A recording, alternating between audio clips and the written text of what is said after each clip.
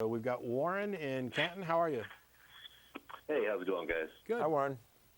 Hey, I had something that's been bugging me here lately about this supposed statistic that you see. I think there was a Pew Research poll done like 5 years ago or something that says that I believe it's 16% of Americans would call themselves non-believers or something to that effect. First of all, I think if that poll were taken again 5 years later, I think that number would be considerably higher anyway. But I seriously doubt that poll asked the proper questions as far as determining if someone is truly a God believer or if they're just somebody that says, well, yeah, I'm a Christian, just like so many people do because they don't know a different answer to give. Well, there have been a number of statistical studies like that. That I don't know how many of them ask the appropriate questions, but they get lots of different numbers. For example, on the best estimate of people who self-identify as atheists is something perhaps at or around 1%, with people who identify as secular, non-theistic, non-religious being somewhere between 13 and 18%, and those numbers are rising. So well, what I was thinking, I think Bill Maher had mentioned in one of his little spiels a while back that even if it's 13 to 18%, that's a larger minority than, say, the elderly and homosexuals and so forth, and we need to let the politicians know that. But what I was thinking, though, is I really think that number is considerably higher if the proper questions were asked. And I think that if someone were to do a poll, for example, that really asked, do you own a Bible? Have you attended church since you were 6 years old? Well, I own a Bible. Yeah. Well, but, I've actually talked to a lot of supposed Christians that don't. They don't own a Bible. They've never read one. They haven't been to church since they were children. I think we're just saying, how's that the right question then? The I question is, do you believe that there is a God? That's the question. If you you ask were to that, keep needling them, that they would actually admit finally that they just know that word Christian. They don't really know what a Christian is. They don't know what it means to be one. And I think if more people were honest about that and forced to give the proper answer, I think the proper number would probably be more like 30% of Americans. But I'm just, that's a guesstimate.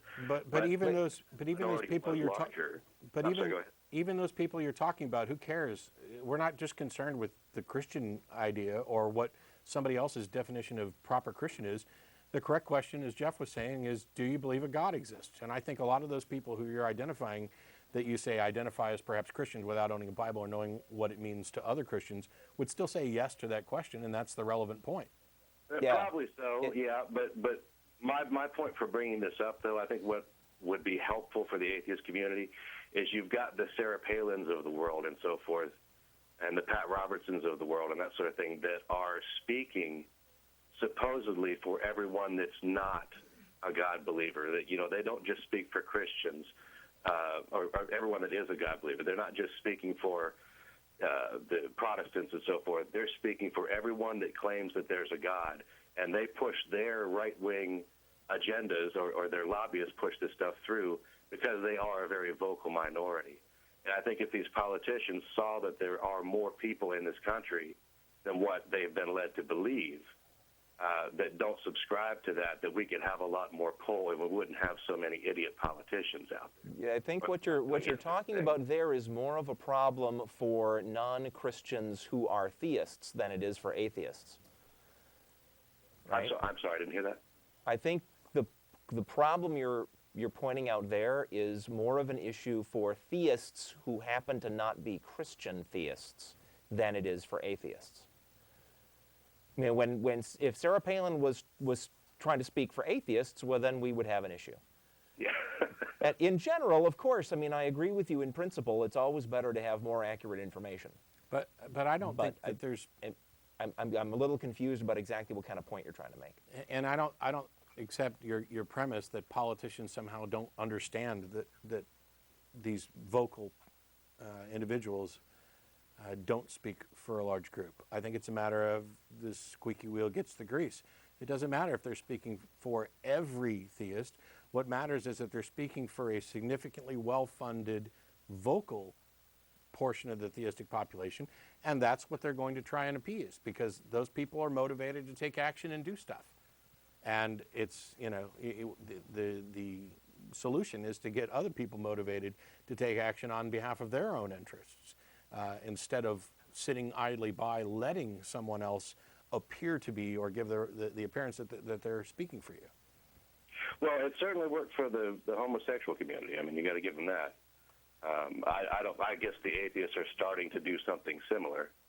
But basically what I was saying, though, is I think that there are considerably more of us in this country than what is commonly perceived.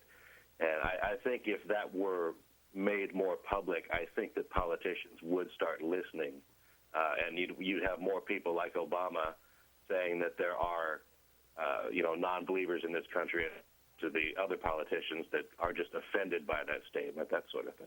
Mm-hmm. He got a lot of heat for that statement.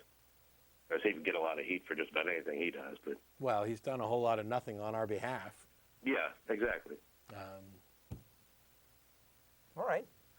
But yeah, I mean, you may be right. There may be more of us. I think there potentially are, and I think that you may be right that depending on how you ask the questions, you're going to get different numbers. But none of that matters. None of the poll stuff matters. What matters is what portion, not so much what portion of the population is atheistic. It's what portion of the population actually cares enough about church-state separation to act and do something and be vocal about it. And so far. And by the way, you've got the Reverend Barry Lynn and Americans United for separation of church and state, and other theists who are backing this too. It's just that it's a significantly smaller and less vocal and less well-funded portion of the population. I could care less whether or not somebody's an atheist, as long as they're willing to advocate, a proper application of church-state separation, of things like that. What you personally believe doesn't. Yeah, what somebody personally believes, until it actually has some kind of effect on me, they're entitled to it. I mean, I still care. I would prefer that I lived in a world that was peopled with rational individuals, but I realize that I can't impose on other people to force them to be reasonable. Well, like I said, you all are certainly doing your part, so I appreciate that. So sure. Thanks, Warren. Yeah, thanks for your call, man. Thanks a lot.